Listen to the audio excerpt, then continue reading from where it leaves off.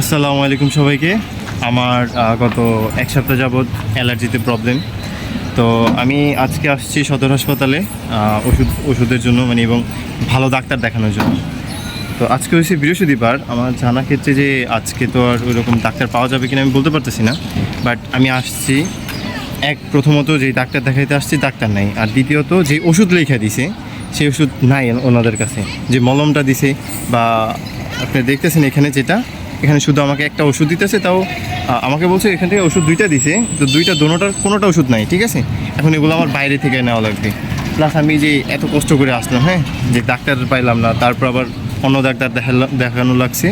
আমি দেখাইছি dental doctor, ঠিক আছে। উনি কি আমাদের চর্মরোগের ডাক্তারের কি বলতে পারবে?